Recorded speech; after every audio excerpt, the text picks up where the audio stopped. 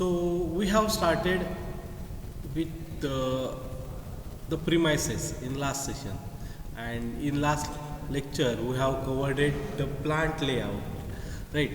So that was an important topic as compared to your examination. So we have bifurcated that part in two parts, and that we have seen in our last session. So for today's topic for the discussion is that the maintenance and sanitation in pharmaceutical industry. So this is again one more part which can be asked for the 4 marks. Explain the maintenance and sanitization or sanitation in pharmaceutical industry. Likewise, so this is the part that we are going to see for the today's session. So this part you have much more well known to you because maintenance and sanitation is much familiar to you since you have number of equipments in your house as well as in the organization. Okay, so you are familiar with that equipment and what kind of maintenance we required to do, that is also familiar to you. एक simple example घेतो या ठिकाणी मी as an example of your bike. तुमच्याकडे bike असेल किंवा car असेल, ठीक आहे, तर त्याच्यामध्ये जर तुम्ही बघितलं तर काही पर्टिक्युलर पिरियड झाला ऑफ युअर मंथ्स किंवा जर किलोमीटर वाईज जर असेल, एक 2000 किलोमीटर झाले, 1000 किलोमीटर झाले, तर काय करायला लागतं, आपल्या बाईकचं मेंटेनन्स करायला लागतो. बरोबर आहे.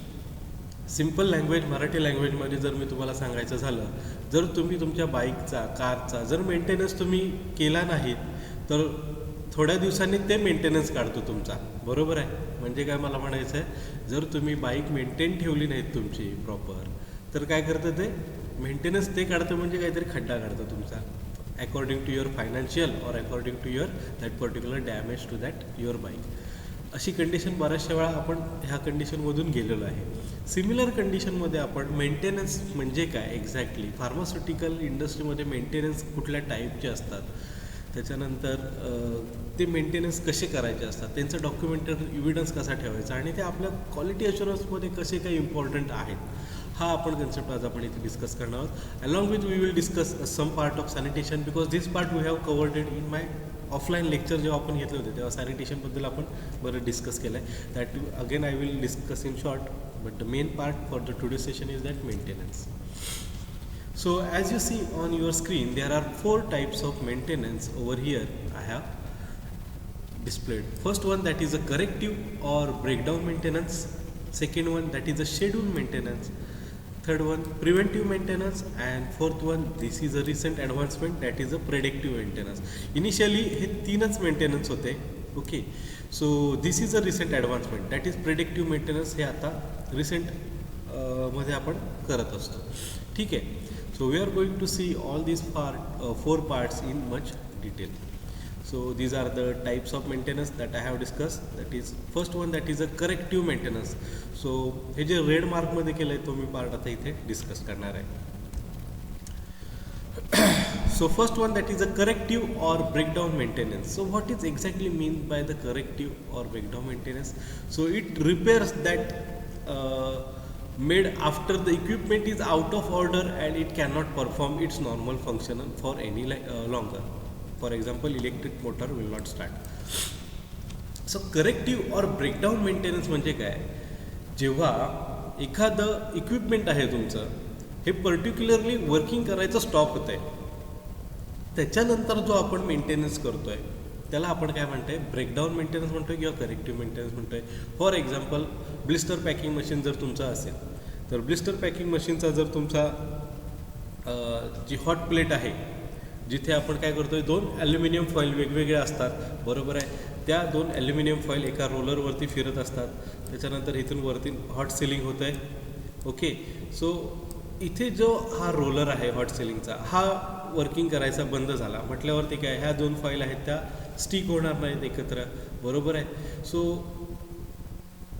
दिस इज युअर ब्रेकडाऊन मेंटेनन्स. आता वर्किंग करता करताच हा त्याचं वर्किंग त्याने स्टॉप केलं आहे किंवा त्याचं ब्रेकडाऊन आला आहे तिथे, त्यामुळे काय होणार आहे, सिलिंग होणार नाही, फर्दर पुढची पॅकिंग प्रोसेस आहे ती स्टॉप होणार आहे. So this is the type of breakdown maintenance.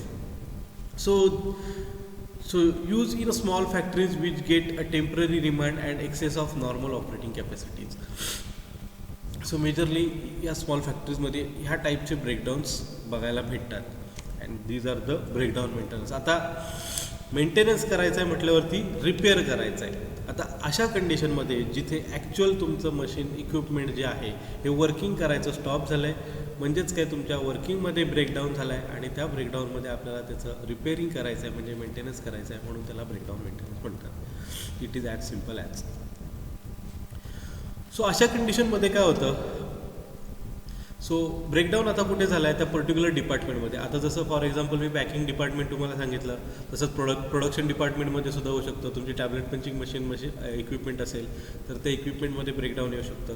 तर ते पर्टिक्युलर डिपार्टमेंट काय करतो आहे, तो ब्रेकडाऊन रेज करत आहे.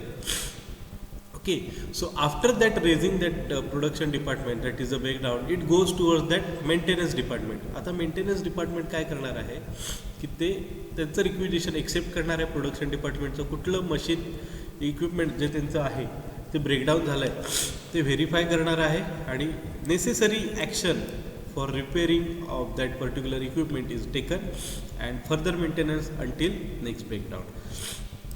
त्याच्यानंतर काय केलं जातं, त्यांनी एकदा इक्विपमेंट रिपेअर केलं, फॉर एक्झाम्पल जसं मी सांगितलं होतं की हॉट प्लेट त्यांचे वर्किंग करायचं बंद झालं होतं. सो मेंटेनन्स डिपार्टमेंट काय करणार आहे की त्यांचा जो हॉट प्लेट आहे ते रिपेअर करून देणार आहे, त्यांचं मशीन वर्किंग फॉर्मॅटमध्ये करून देणार आहे आणि त्यांचं जे काय आहे काम आटपून पुन्हा त्यांच्या डिपार्टमेंटला जातील आणि नेक्स्ट ती व्हिजिट केव्हा करतील, जेव्हा further maintenance until next breakdown जेव्हा येईल तेव्हा ते त्यांचं वर्किंग स्टार्ट करणार आहे. ब्रेकडाऊनमध्ये हा प्रॉब्लेम आहे. आपण ब्रेकडाऊन मेंटेनन्स टाईप जो म्हणतो की एकदा वर्किंग त्याने स्टार्ट केलं रिपेअर केल्यानंतर, त्याच्यानंतर ते तिकडे पुन्हा त्या इक्विपमेंटला लक्ष दिलं जात नाही आणि ते इक्विपमेंट पुन्हा जेव्हा ब्रेकडाऊनमध्ये येणार आहे, पुन्हा वर्किंग स्टॉप करणार आहे, तेव्हा त्याच्याकडे बघितलं जातं किंवा त्याचा फर्दर मेंटेनन्स असेल तेव्हा. So this is the actually working flow in the breakdown maintenance. So what are the causes for equipment breakdown. आता अशी काही कारणं असतील की ज्याच्यामुळे इक्विपमेंट ब्रेकडाऊन होऊ शकतं. So it is varies from each equipment. आता प्रत्येक इक्विपमेंटचं वर्किंग फॉर्मॅट वेगळं आहे. सो प्रत्येक इक्विपमेंटचं ब्रेकडाऊनचे मी इथे तुम्हाला सांगू शकत नाही, का तर टॅबलेट पंचिंग मशीन आहे त्याचे प्रत्येक पार्ट्स वेगळे आहेत, त्याला ब्रेकडाऊन होण्याचे चान्सेस भरपूर आहेत. तुमचा मिक्सिंग मशीन असेल, मिक्सिंग बाउल असेल, ड्रायर असेल, प्रत्येक इक्विपमेंटचे ब्रेकडाऊन होण्याचे चान्सेस वेगवेगळे आहेत. But these are the normal factors that we will discuss over here that they can lead for the breakdown. For example, indifference towards the major faults, then some kinds of minor faults in that indifference. So we will neglect such kind of major faults while working. Such kind of minor faults असतील जे थोड्या वेळाने आपण थोड्या particular पिरियडमध्ये ते neglect करतो, त्याच्यानंतर ते मेजर फॉल्टमध्ये कन्वर्ट होतात and that can be lead to the breakdown. Then some kind of external factors, physical factors are there. Then some kind of neglecting cooling system, आपण कूलिंग सिस्टीम तिथे maintain ठेवली नाही. Lack of lubrication, this lubrication very much well known to you.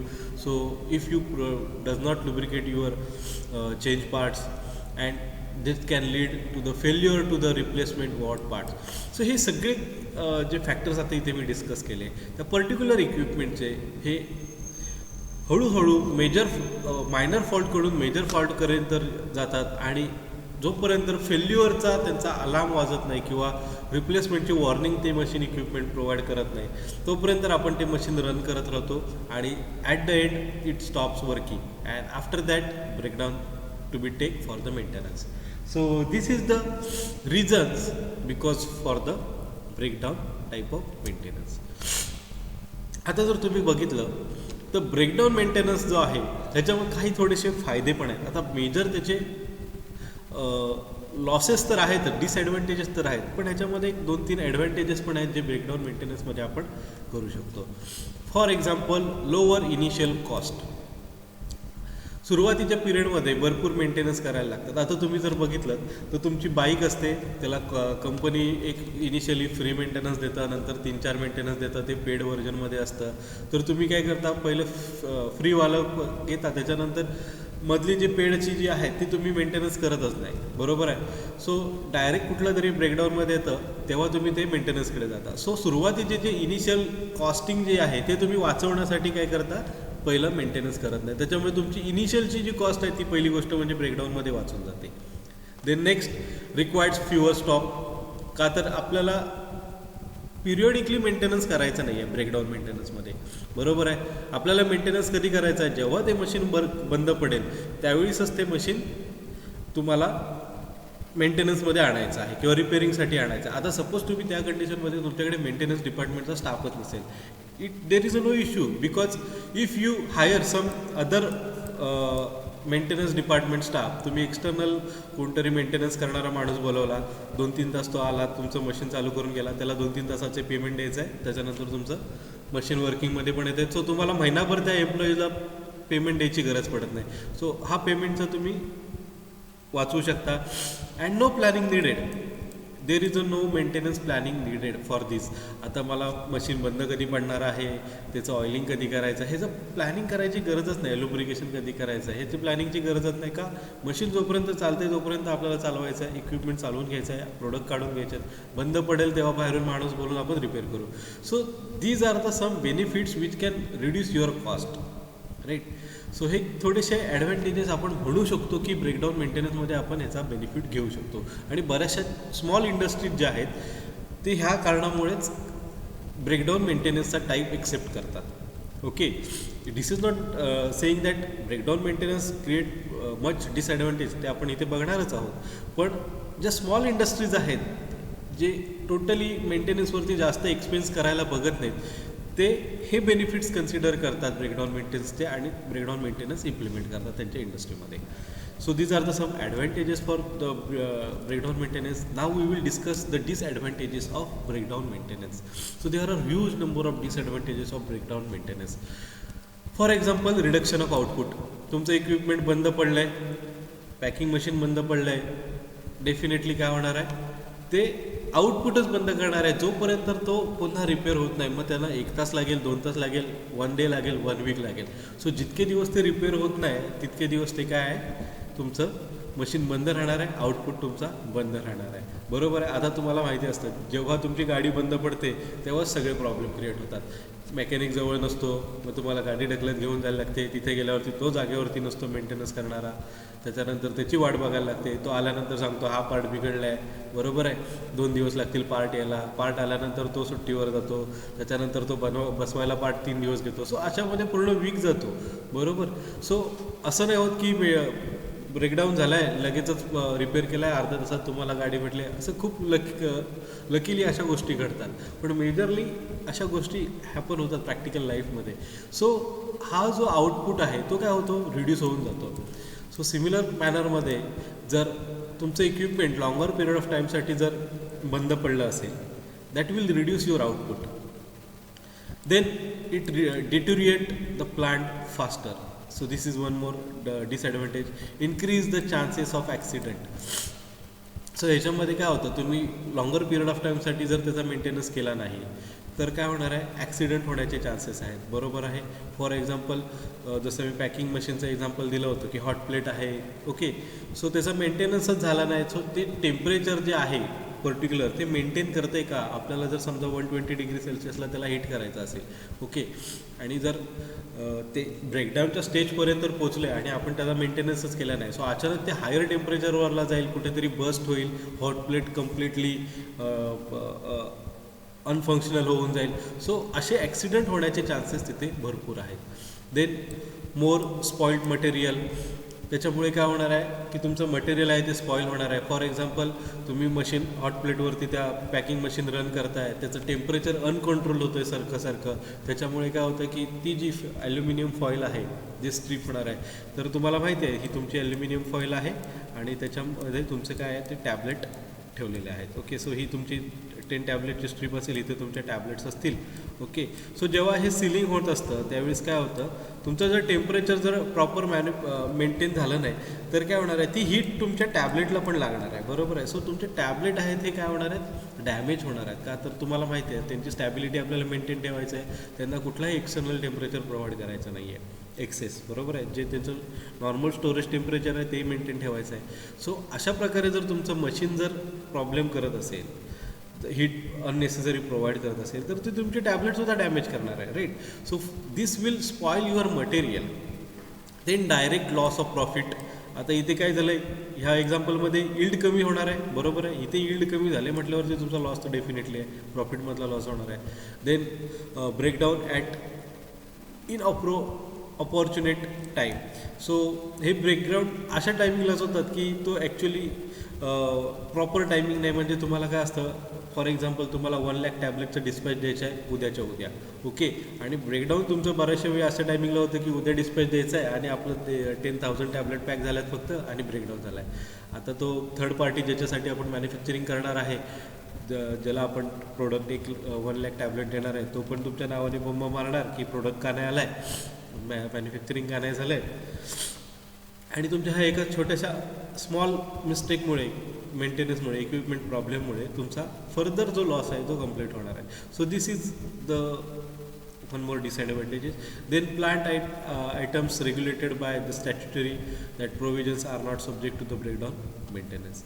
So इथे तुम्हाला सगळ्यात महत्त्वाची गोष्ट म्हणजे काय, प्रोडक्शनमध्ये यील्ड तुम्हाला प्रोव्हाइड करायची असते आणि हे जे तुमचं यील्ड आहे हे कंप्लीट तेव्हाच होणार आहे जोपर्यंत तुमची सगळी इक्विपमेंट्स प्रॉपर फंक्शनिंग होत असतील. तर तुमची जी स्टॅट्युटरी बॉडी असेल, जी मॅनेजमेंट असेल, ते कंटिन्युअस तुम्हाला त्याच्या अगेन्स्ट रिझल्ट मागत असणार आहे की तुम्ही आउटपुट का देत नाही आहे, यील्ड का येत नाही आहे. सो हे रिझन्स तुम्हाला मेजरली अफेक्ट करतात की तुमच्याकडे मेंटेनन्सच आहे तो ब्रेकडाऊन मेंटेनन्स आहे. सो तुम्ही यील्ड कुठल्या बेसिसवरती देणार जर जोपर्यंत तुमचं इक्विपमेंटच रनिंग होत नाही. So this is a one more disadvantages of your breakdown maintenance. So up to this I hope you understand the first type of maintenance, that is breakdown or corrective maintenance, right? So ह्याला corrective maintenance पण म्हटलं जातं आणि breakdown maintenance पण म्हटलं जातं. So corrective maintenance केव्हा होतो, जेव्हा एखादी मिस्टेक होते त्याच्यानंतर आपण करेक्ट करतो, म्हणून त्याला करेक्टिव्ह मेंटेनन्स म्हणतात. आणि अल्टरनेट नेम काय आहे का, तर पर्टिक्युलर मशीन जोपर्यंत वर्क स्टॉप करत आहे त्याच्यानंतरच आपण मेंटेनन्स करतो, म्हणून त्याला ब्रेकडाऊन मेंटेनन्स म्हणतात. So these are the two name for first type of your maintenance. Now we will discuss our second type of maintenance, that is the schedule maintenance. So this is one more important in recent schedule maintenance. So aim to avoid breakdown. आता schedule maintenance म्हणजे काय, त्यांचा main मोटोच काय आहे की breakdown होऊ नये, right. ह्याच्यासाठी जे मेंटेनन्स केला जातो त्याला शेड्यूल मेंटेनन्स म्हटलं जातं. So schedule maintenance which incorporates the inspection and lubrications, हे दोन पार्ट आहेत ज्याच्यामध्ये आपण कंटिन्युअस सायकल आहे ज्याच्यामध्ये आपण शेड्यूल मेंटेनन्स करत असतो. For example I will discuss this lubrication. So that is overhauling of the machines, then cleaning of the water and other tanks, then again repair and white washing of the buildings. So ह्याच्यामध्ये जर बघितलं तर आपल्याला काय करायचं आहे की पहिल्यांदा तुमचे जे इक्विपमेंट्स आहेत त्यांना प्रॉपर मेंटेनन्स प्रोव्हाइड करायचं आहे. फॉर एक्झाम्पल तुमचं लुब्रिकेशन असेल, त्याच्यानंतर चेंज पॉट हँडलिंग असेल, ओके, तुमचे जे कॅलिब्रेशन्स जे आहेत डेलीचे डेली ते बघणं, ओके, आणि हा जो डाटा आहे तो पर्टिक्युलरली इन्स्पेक्ट करणं. त्याच्यानंतर तुम्ही काय करणार की हे सगळं इन्स्पेक्शन झाल्यानंतर तुम्ही फायनलाइज करणार की कधी तुमचं मेंटेनन्स शेड्यूल करायचं आहे आणि त्याच्यानुसार तुम्ही पर्टिक्युलरली मेंटेनन्स शेड्यूल करता. जसं तुमचं बाईकचं एक्झाम्पल मी पुन्हा घेतो. जसं तुम्हाला सांगितलं आहे पहिल्या 500 किलोमीटर झाले तुमचे की ते सांगतात ऑइल चेंज करा. 1000 किलोमीटर झाले किंवा 2000 किलोमीटर झाले तर मग तुम्ही ऑइल पण चेंज करा, प्लस तुमचे जे फिल्टर आहेत, एअर फिल्टर असतील, हे तुम्ही चेंज करून घ्या किंवा क्लीन करून घ्या, इन्स्टॉल करा, ठीक आहे. सो हे जे बारीक सारीक आहेत, इंजिन ऑइल चेंज करा, ब्रेक ऑइल चेंज करा, हे जे आहेत हे काय असतात, हे शेड्यूल असतात. हे शेड्यूल आपण कधी करतो, पर्टिक्युलर एक वर्क परफॉर्मन्स झाल्यानंतर, राईट. सो हा शेड्यूल मेंटेनन्स आपण इनिशियलीच लावून घेतो जेणेकरून आपण फर्दर ब्रेकडाऊन अवॉइड करू, right. So this is your schedule maintenance. Then next, that is a preventive maintenance. So if you see the recent current CGMP, that is current good manufacturing practices, जर त्याच्यामध्ये जर तुम्ही बघितलं किंवा ज्या regulatory guidelines आहेत त्याच्यामध्ये बघितलं तर प्रिव्हेंटिव्ह मेंटेनन्सवरती त्यांनी फोकस केला आहे. So these are first one, that is a corrective or breakdown maintenance जे होतं हे इनिशियल स्टेजला होतं. शेड्यूल मेंटेनन्स नंतर आला. ओके, शेड्यूल मध्ये और DNCमध्ये त्यांनी हा मेंटेनन्स इंट्रोड्यूस केला. पण CGMPमध्ये आणि जे आता रिसेंट गाईडलाईन्स ज्या आहेत रेग्युलेटरी बॉडीच्या, so majorly they have focus on the preventive maintenance. So this is one more important maintenance type. So there may be a chances of question that is explain the preventive maintenance. याच्यावरती सुद्धा तुम्हाला direct short note सुद्धा विचारू शकतात. So preventive maintenance, the principle is very simple. Preventive maintenance काय, prevention is better than cure. आपण पहिल्यापासून हे सेंटेन्स आपण ऐकत आलेलं आहे, that is prevention is better than cure. तर ह्याच बेसिसवरती त्यांनी प्रिव्हेंटिव्ह मेंटेनन्स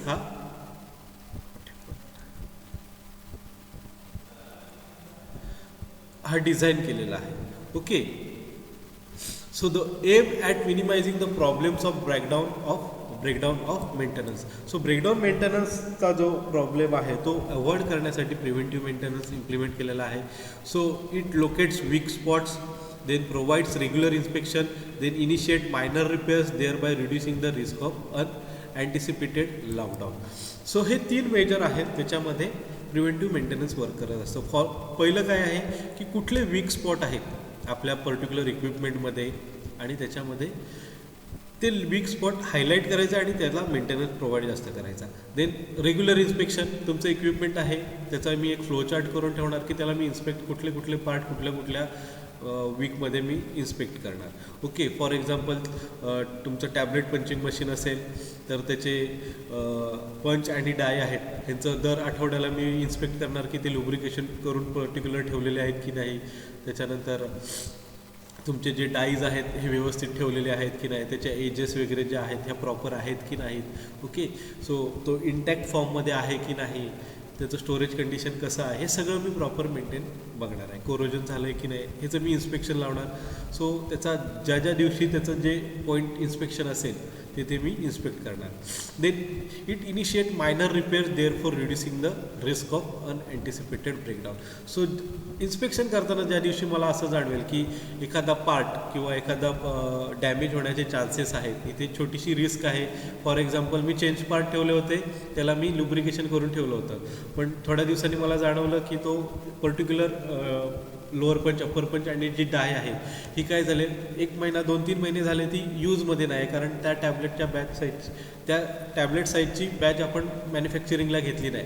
म्हणून काय झालं त्याचं लुब्रिकेशन थोडंसं कमी झालेलं आहे का आता लॉंगर पिरियड ऑफसाठी ठेवलेलं आहे.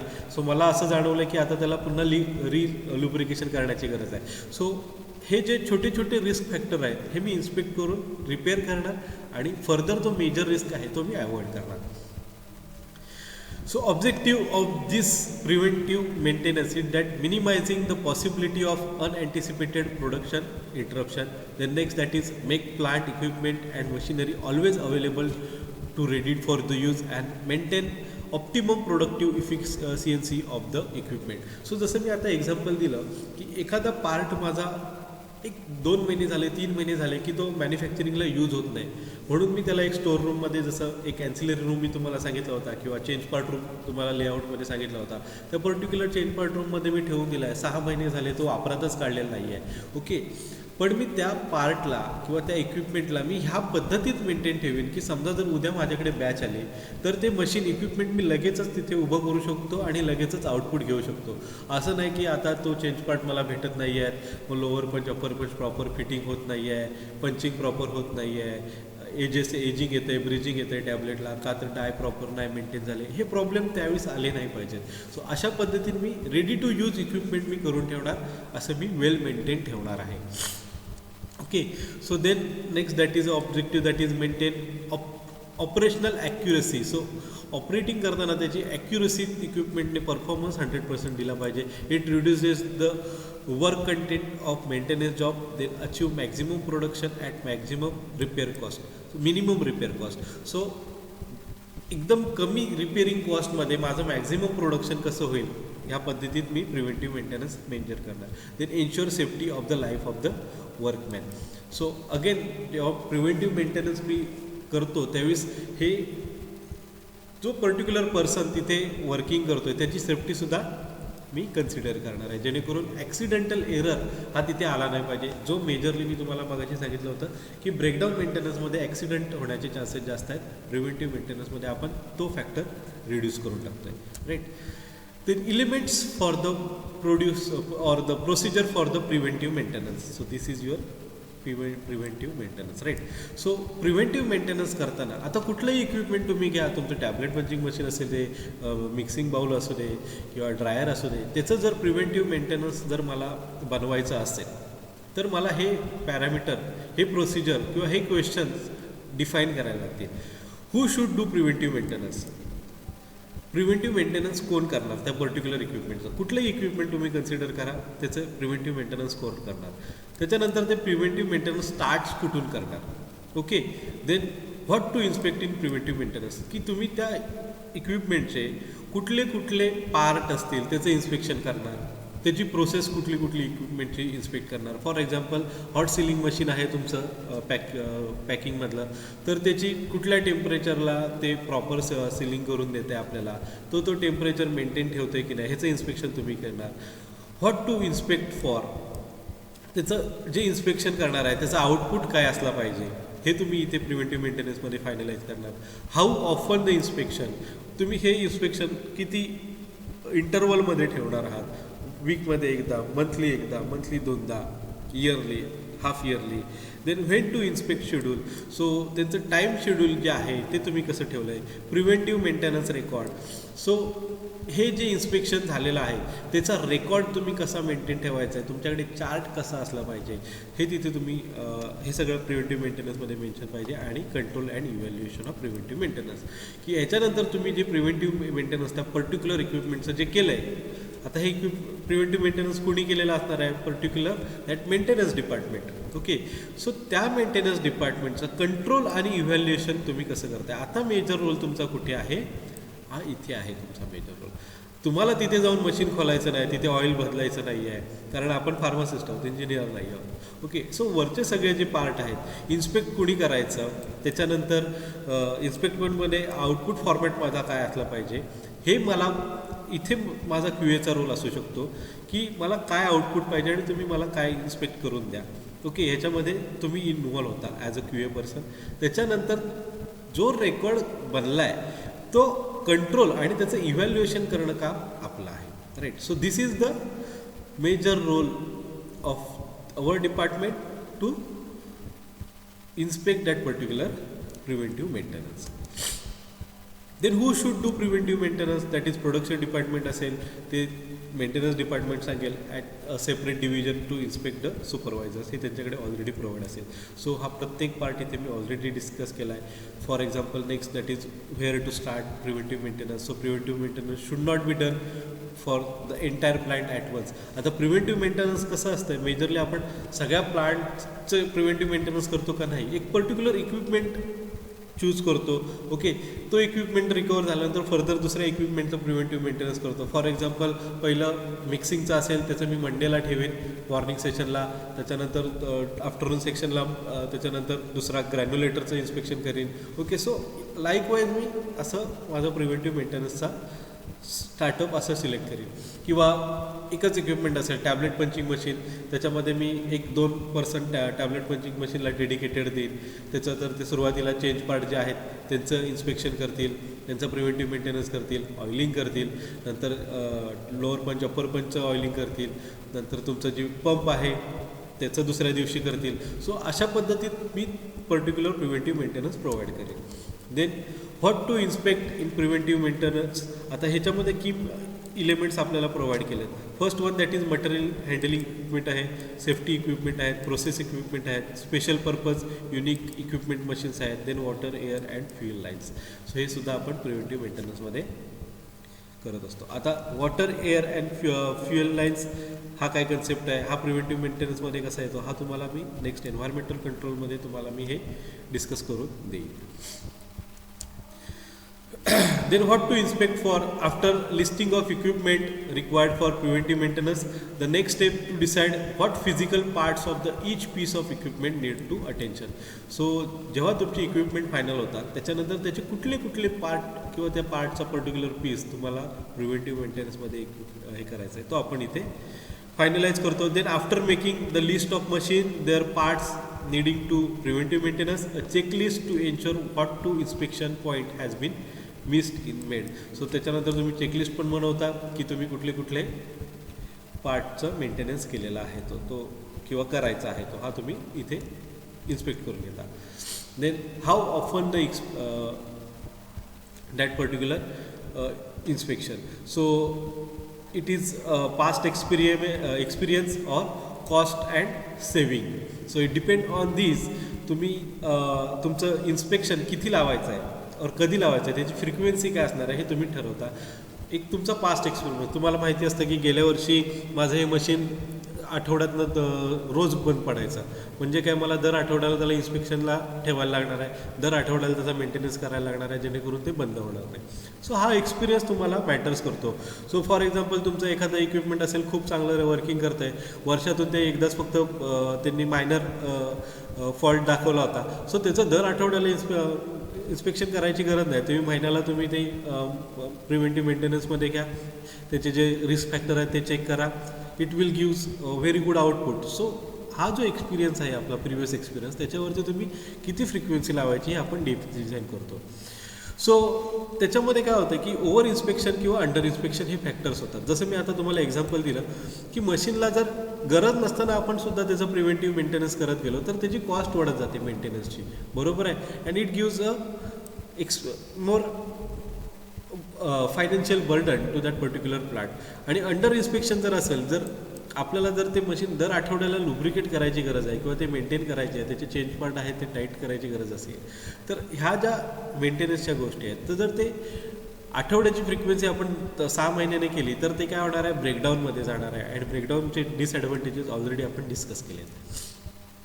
Then when to inspect that this is again I have discuss. So then next part that is preventive maintenance record. आता हा पार्ट खूप महत्त्वाचा आहे as compare to your quality assurance. So आपण हे रेकॉर्ड कसे मेंटेन ठेवतो हे आपल्याला गरजेचं आहे. जेव्हा एखादी रेग्युलेटरी बॉडी इन्स्पेक्शनला येते, ऑडिटसाठी येते किंवा तुमचं इंटरनल ऑडिट असतं तेव्हा हा रेकॉर्ड हा डेफिनेटली बघितला जातो. Record should show the type of equipment and description. तुमच्या रेकॉर्डवरती तुमचं जे पेज आहे बनलेला किंवा रिपोर्ट असेल त्याच्यावरती लिहिलं पाहिजे की तुमचं इक्विपमेंट कुठलं आहे. For example this is a tablet punching machine, मग ते त्याच्यामध्ये सगळी डिटेल्स असली पाहिजे. तुम्ही परचेस कुठून केलेलं आहे, 6 स्टेज मशीन आहे, 8 स्टेज मशीन आहे तुमचं, किती स्टेजचं मशीन आहे, त्याचे चेंज पार्ट किती आहे, त्याचं मॉडेल कुठलं आहे, ओके, सगळे पॅरामीटर त्याचे इथे मेन्शन झाले पाहिजेत. सो वेदर इट इज की आयटम मीन्स वॉट की हा टॅबलेट पंचिंग मशीनमध्ये किंवा टॅबलेट मॅन्युफॅक्चरिंग प्रोसेसमध्ये की आहे का, okay. Then name of the manufacturer that I have discuss, the cost and date of purchase of equipment. So purchase डिटेल्ससुद्धा तुम्हाला ह्याच्यामध्ये मेन्शन करायचे आहेत, okay. Then location of the equipment in the factory, ते ॲक्च्युली कुठे आहे इक्विपमेंटमध्ये त्याचं location पण डिझाईन केलं पाहिजे. आता cost and date of purchase का आहे. आता फॉर एक्झाम्पल तुम्ही जर ते मशीन जर 5 लाखाला घेतलं असेल, ओके, आणि सपोज टू बी ते ब्रेकडाऊनमध्ये गेलं किंवा वर्किंग करायचं स्टॉप झालं कुठलं इन्सिडेंटने आणि मेंटेनन्सने कॉस्ट काढली 6.5 लाख, ओके, की आपल्याला हे मशीन रिपेअर करायला 6.5 लाख लागते. सो तुमच्याकडे ऑलरेडी समोर आहे की मशीनच 5 लाखाचं आहे आणि त्याची जर मेंटेनन्स कॉस्ट जर माझी एवढी जाते सगळे चेंज पार्ट बदलून सगळं करण्यासाठी, तर तुम्ही काय विचार करणार की चला ऑलरेडी मशीन आहे, नवीन मशीन इन्स्टॉल करूया, हे आपण स्क्रॅपमध्ये टाकूया, बरोबर आहे. सो असे फॅक्टर्ससुद्धा तुम्हाला तिथे डिसिजन घ्यायला लागतात, right. So this is a such kind of record should be there. Then equipment identification number, तुम्हाला पर्टिक्युलर याच्यावरती नंबर दिला आहे. आता तुम्हाला माहितीच असेल इव्हन आपलं ऑर्गनायझेशन असेल तर आपण फॅनला पण नंबर दिलेला आहे, ट्यूबलाईटला पण नंबर दिलेला आहे, कम्प्युटरला पण त्याचा एक पर्टिक्युलर ID दिलेला असतो. तसा पर्टिक्युलर इंडस्ट्रीमध्ये प्रत्येक इक्विपमेंटला त्यांचा आयडेंटिफिकेशन नंबर दिलेला असतो. Okay. Then estimated cost of inspection and the cost of date plan that particular repairing. Then breakdown of their date and reasons.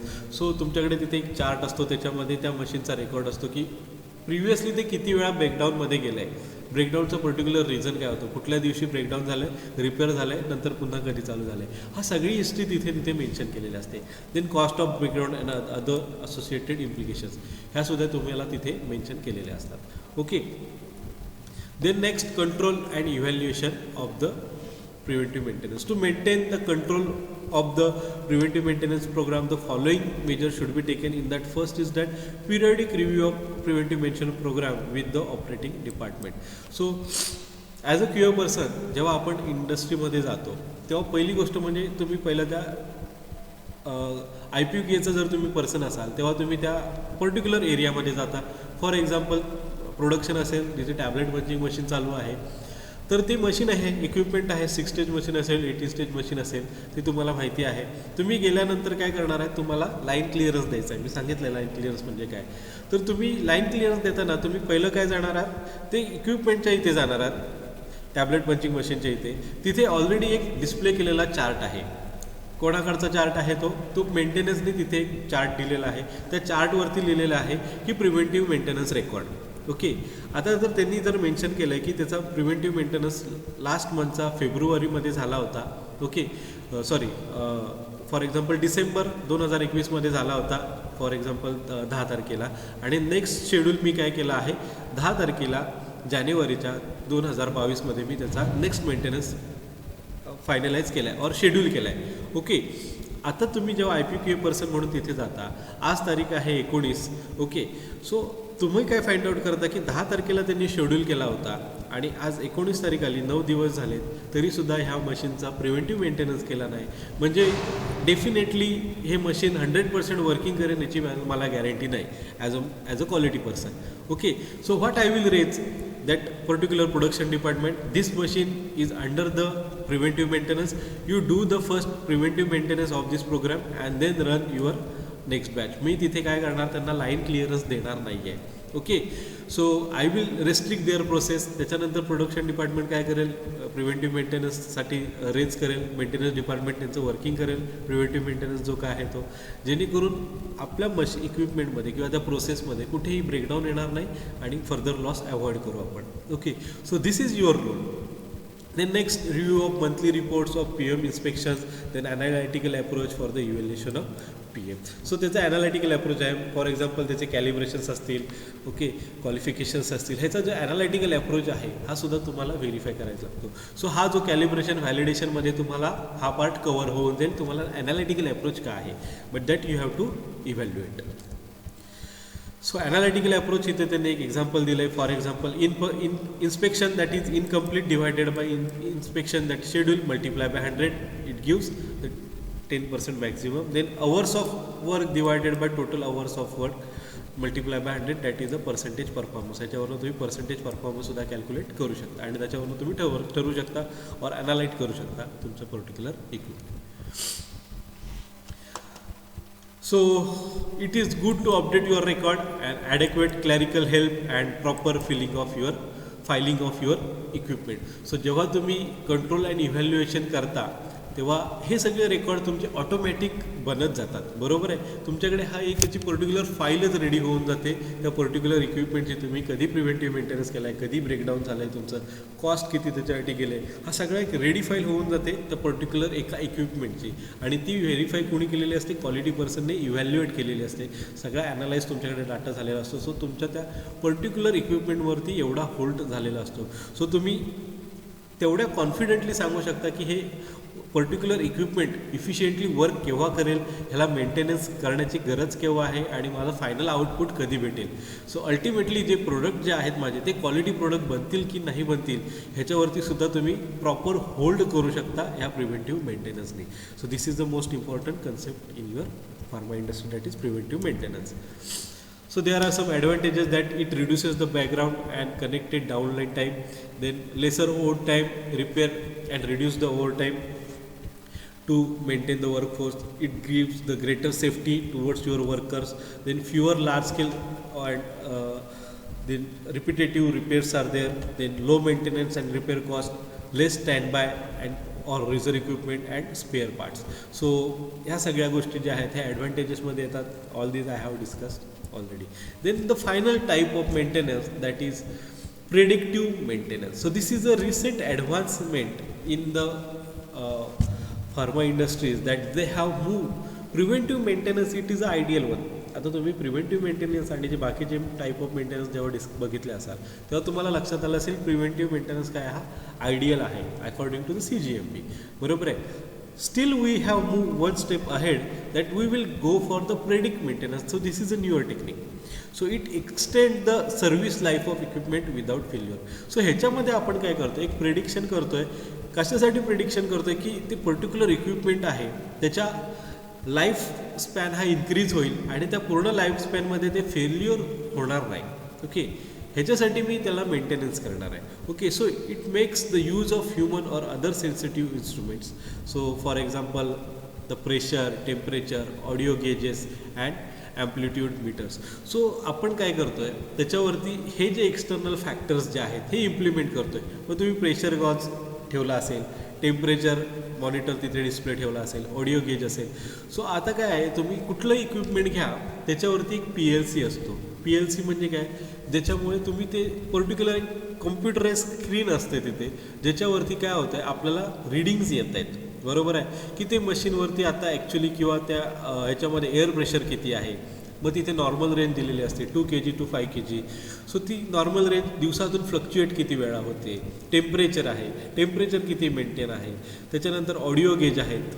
आता हा नवीन रिसेंट ॲडव्हान्समेंट आहे की पर्टिक्युलर एखादा पार्ट असेल तर तो ऑडिओ गेजमध्ये जर त्या बियॉन्ड लिमिट जर तो व्हायब्रेट होत असेल किंवा जर रीडिंग प्रोव्हाइड करत असेल, that's mean there is a some kind of small risk factor which may be involved. So त्याच्यामधून किंवा हा ॲम्प्लिट्यूड मीटर्स असतील ह्याच्यामधून आपल्याला वेगवेगळी रीडिंग्स येतात आणि त्या रीडिंग्स आपण एक सर्टन रेंजमध्ये फिक्स केलेली आहे. ओके, सो ही जी रीडिंग्स आहेत त्या रेंजच्या बाहेर जेव्हा जात असतात, ओके, त्या कंडिशनमध्ये आपण काय करतो की आपण डायरेक्ट मेंटेनन्सला स्टार्ट करतो. ओके, सो ती रेंज आपण कंटिन्युअसली ठेवून देतो ज्याच्यामुळे काय करतोय फर्दर जो इश्यू होणार आहे अवॉइडच करून टाकतो आपण. बरोबर आहे. So that will reduces the further chances of maintenance.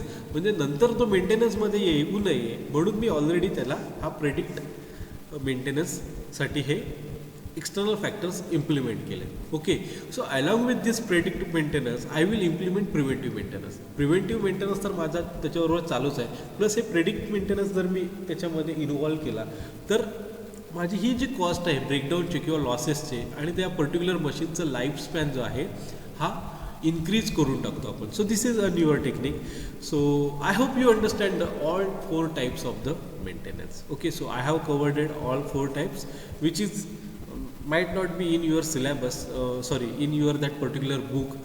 हे तुमच्या त्या बुकमध्ये एवढं डिटेलमध्ये नाही आहे. मी तरी पण ही PPT तुम्हाला नोट्समध्ये शेअर करून देईन. Okay, you go in much deeper in this. So these are very simple topic that I have discuss under the maintenance. Now the next point that is a sanitation. So this is again important topic. आता ह्याच्यावरती मी already offline lecture झाले होते, त्याच्यामध्ये मी तुम्हाला sanitation काय आहे, कसं इंडस्ट्रीमध्ये होतं, हा ऑलरेडी आपण एक पार्ट डिस्कस केलेला आहे. Still I will go in short review. So all areas inside the building must be clean regularly and cleaning record must be maintain. आता तुम्हाला जी स्लाईडमध्ये पहिलीच स्लाईड होती त्याच्यामध्ये बघितलं असेल की त्याच्यामध्ये एक पर्सन आहे तो काय करतो आहे कंटिन्युअसली क्लिनिंग करतो आहे. मग ते तुमचं बिल्डिंगचं सगळा प्रिमायसेसमधला टोटल एरिया आहे, इवन तुमचा कॉरिडॉरपासून तुमचं अगदी प्रॉपर फिलिंग पॅकिंगचे जे मॅन्युफॅक्चरिंगचे जे एरिया आहेत हे पर्टिक्युलरली तुम्हाला क्लीन करायचं आहे. आता क्लिनिंग करताना काय करायचं मी तुम्हाला सांगितलं होतं की अल्टरनेट तुमच्याकडे 2-3 डिटर्जंट असले पाहिजेत किंवा डिसइन्फेक्टंट असले पाहिजेत. बरोबर आहे, ज्याच्याने तुम्ही क्लिनिंग करता. का तर तिथे रेजिस्टन्स येऊ नये त्या पर्टिक्युलर मायक्रो ऑर्गॅनिझम्सचा, त्याच्यासाठी आपण मल्टिपल डिसइन्फेक्टंट्स यूज करतो. ओके, पहिले 2 दिवस तुम्ही एक डिसइन्फेक्टंट यूज करत असाल, सेकंड डिसइन्फेक्टंट तिसऱ्या चौथ्या दिवशी and so on. Okay, so ह्या पद्धतीमध्ये तुम्ही सॅनिटायझेशन प्रोव्हाइड करून घेता. त्याच्यानंतर तुमचे झोन्स आहेत, झोन वाईज तुमचे डिसइन्फेक्टंट चेंज होतात. For zone A and zone B मध्ये जर असेल पॅरेंटल प्रिपरेशन असेल किंवा मायक्रो ऑर्गॅनिझम्स, जिथे आपण मायक्रोबायोलॉजी तुमची लॅब असेल तिथे झोन बी जर असेल तर त्या कंडिशनमध्ये तिथे तुम्ही सॅनिटायझेशन कसं करता हे पण मी तुम्हाला ऑलरेडी डिस्कस केलं आहे. ओके, तिथे तुम्ही फ्युमिगेशन प्रोव्हाइड करता, बरोबर आहे. सो हे ऑलरेडी मी तुम्हाला डिस्कस केलेलं आहे सॅनिटेशन्समध्ये. ओके, सो जिथे जिथे तुमचं ड्रेन असेल ते ड्रेनची फॅसिलिटी कशी असली पाहिजे, ओके, ते ड्रेनचं क्लिनिंग कसं असं पाहिजे, that should be all I have discussed in my last और in my offline session. So ह्या लेवलचं सॅनिटेशन आपल्याला फार्मा इंडस्ट्रीमध्ये मेन्शन करायचं आहे. So there may be a questions for the sanitation, so you can write all these notes in your sanitation. So sterile एरियामध्ये कसं sanitation केलं जातं हे सुद्धा मी ऑलरेडी तुम्हाला डिस्कस केलं आहे. फॉर एक्झाम्पल द फ्युमिगेशन, तुम्ही इथे फ्युमिगेशनचं एक्झाम्पल देऊ शकता. Okay, so this part I have already discussed. I am not going in much more detail right now. So for today we have discussed the two points. First one, that is the maintenance. We have discussed the 4 types of maintenance, and second point, that is the sanitation and sanitations of sterile area. So these 2 parts we have covered it for today's. In next session we will see remaining part of this unit.